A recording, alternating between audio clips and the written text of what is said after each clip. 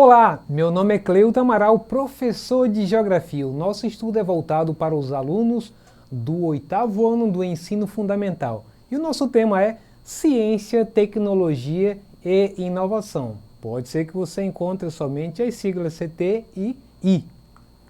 Vamos lá então, vejam aí a ilustração, ciência, toda essa dinâmica de pesquisa ligada à ciência, tecnologia em rede, vários equipamentos, a tendência da tecnologia das coisas, tudo passa a ser controlado na nossa palma da mão.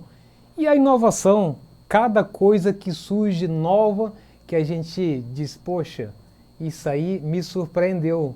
São cada vez mais a ciência e tecnologia está buscando inovação em tudo. Inicia-se no século um novo século. Esse será ainda mais do que o anterior. O século da ciência, da tecnologia, da inovação. É considerado o século XXI como o século do conhecimento.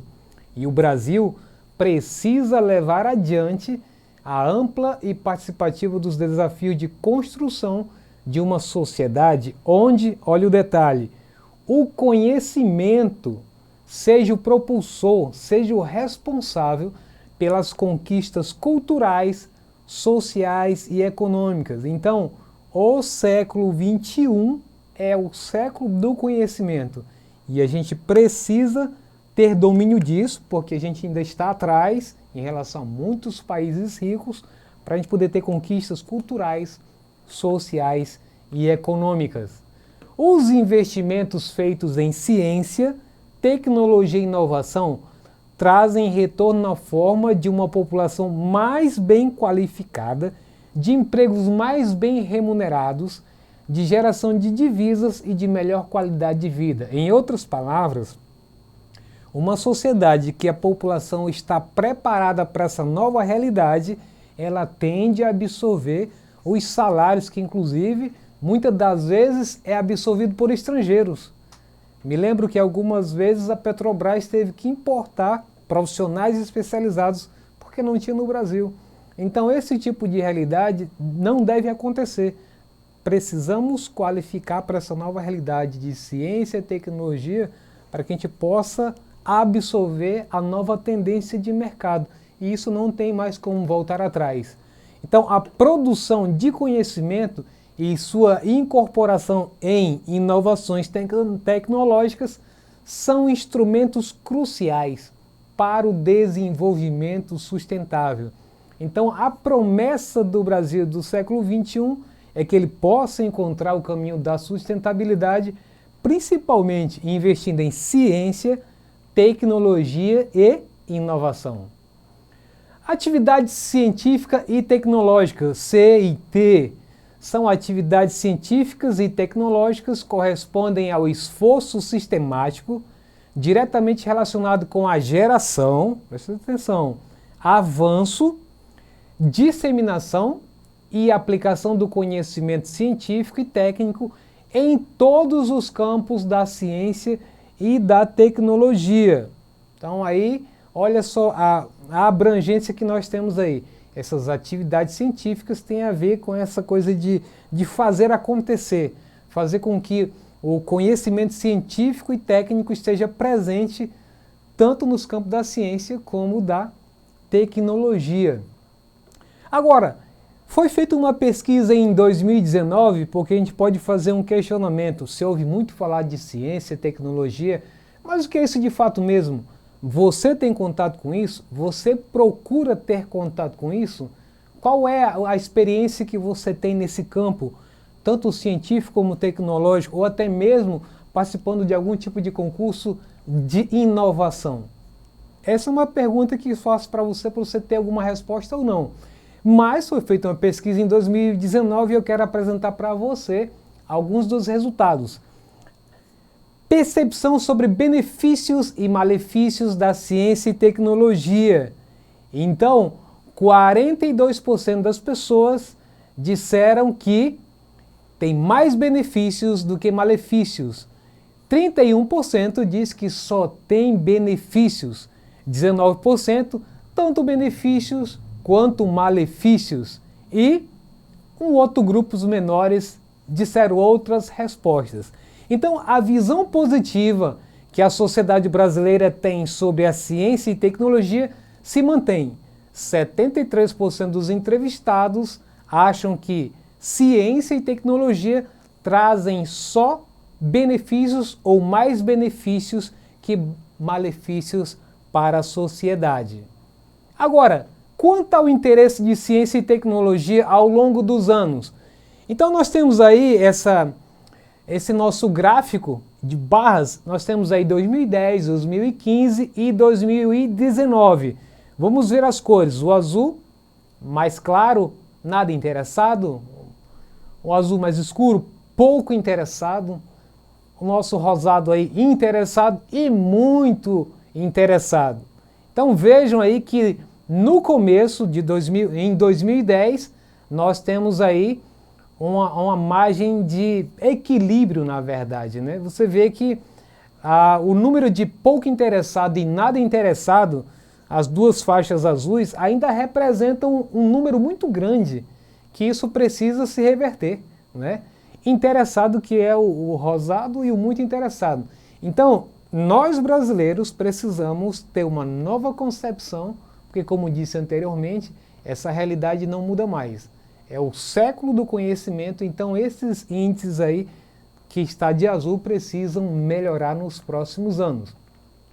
Percepção sobre investimento em pesquisa científica e tecnológica nos próximos anos. É constante e consistente o apoio dos brasileiros aos investimentos em ciência e tecnologia. A maioria dos respondentes ou dos entrevistados afirma que o governo deveria aumentar ou manter igual os investimentos em pesquisa. Em 2019, 66% declararam querer aumentos e 24% manter os investimentos em pesquisa, contra apenas 6% que acreditam que os investimentos devem ser diminuídos no setor de ciência e tecnologia. 90% dos entrevistados acreditam que o governo deve aumentar ou manter os investimentos em pesquisa científica e tecnológica nos próximos anos. Então, olha só aí, mostrando isso de forma gráfica, aquilo que acabamos de ler. Então, 66% dos entrevistados acham que deve ser aumentado os investimentos, né, em ciência e tecnologia. 24% manter os investimentos que já tem.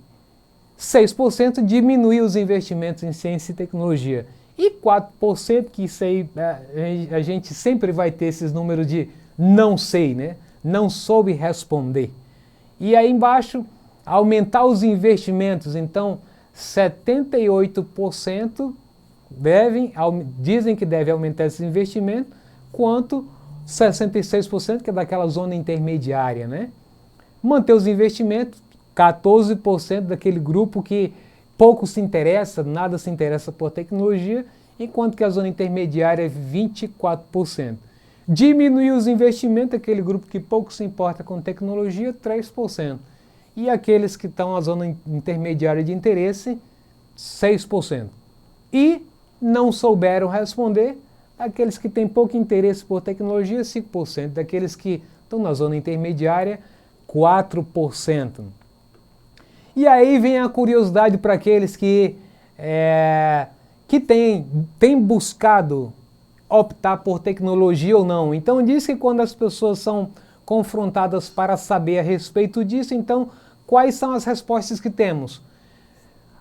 Quanto à biblioteca, nós temos 18% em 2019 que disseram que o interesse maior é para a biblioteca.